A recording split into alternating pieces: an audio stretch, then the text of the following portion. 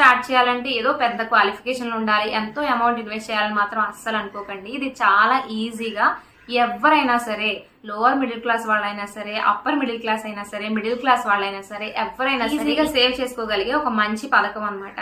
మనం 1 year కి వచ్చేసి కేవలం 500 రూపాయల నుంచే స్టార్ట్ చేయొచ్చు. జస్ట్ 500 అంటే ఏమొస్తుంది చెప్పండి? అది సంవత్సరానికి 12 నెలల వ్యవధిలో ఒక 500 మాత్రం మనం డిపాజిట్ చేస్తే సరిపోద్ది.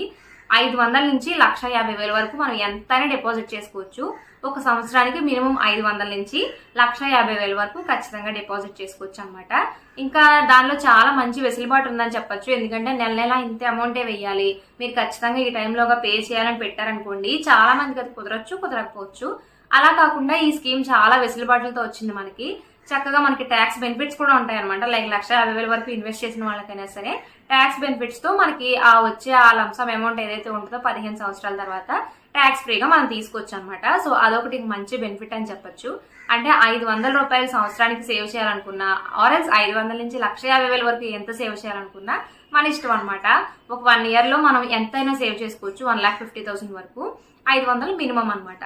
సో చాలా ఈజీ కదా. చాలా మందికి ఇది వినడానికి చాలా ఈజీగానే అనిపిస్తుంది, అండ్ ఇన్వెస్ట్ చేయడం కూడా చాలా ఈజీయే. కానీ కన్సిడర్ చేయడం మాత్రం చాలా వరకు కన్సిడర్ చేయరు. ఎందుకంటే మరి అంత ఫ్యూచర్ గురించి ఆలోచించడం అవసరమా అనుకుంటారు. బట్ ఆ చిన్నగా మనం చేసిన పొదుపే మనకి మన 15 years తర్వాత మన పిల్లల చదువులకి ఒక మంచి ఇన్వెస్ట్మెంట్ లా యూజ్ అవుతుందండి.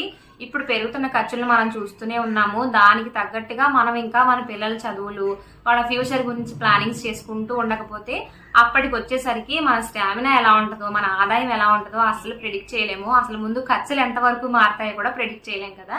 అందుకనే ఇప్పటి నుంచే చిన్నగా మనం స్టార్ట్ చేసుకుంటూ పొదుపుని చిన్నగా సేవ్ చేసుకుంటూ వెళ్ళాం అనుకోండి, ఆ అమౌంట్ మనకు ఆ టైంకి ఏదో ఒక విషయంలో యూజ్ అవుతుంది. వాళ్ళ చదువులనే కాకపోవచ్చు, నార్మల్ గా మనకి ఏదో ఒక పెద్ద అవసరం రావచ్చు. ఆ అవసరాన్ని ఈ సేవింగ్ అనేది భర్తీ చేయొచ్చు అనమాట. సో అందుకనే మనం ఈ రోజు దాచుకునే 1 రూపాయి రేపటి 100 రూపాయలు 1000 రూపాయలని మనం గుర్తుంచుకుని ఈ రోజే సేవింగ్ స్టార్ట్ చేస్తే అందరికీ చాలా బాగుంటది. అండ్ ఆర్థికంగా కూడా మనం ముందుకెళ్ళడానికి ఇది చాలా హెల్ప్ చేస్తుంది. ఇలాంటి విషయాలన్నీ మన ఛానల్లో చాలా వీడియోస్ నేను చేస్తూ ఉంటాను కదా. సో ఇలా సేవ్ చేస్తూ ఎలా మన మంత్లీ ఎక్స్పెన్సెస్ లైక్ గ్రాసరీస్, కూరగాయలు, వెజిటేబుల్స్ ఇవన్నీ ఎలా మేనేజ్ చేసుకోవాలి, వాటితో పాటు మన న్యూట్రిషన్ ఎలా బ్యాలెన్స్ చేసుకోవాలి, హెల్దీగా హ్యాపీగా ఉండడానికి లైఫ్ స్టైల్ని ఎలా లీడ్ చేయాలి, తక్కువ అమౌంట్తో మంచిగా ఎలా మన అన్నింటినీ ఆర్గనైజ్ చేసుకుంటూ హ్యాపీగా బ్రతకచ్చు అని చాలా వీడియోస్ నేను రెగ్యులర్గా బ్లాగ్స్లో రూపంలో షేర్ చేస్తూ ఉంటానండి.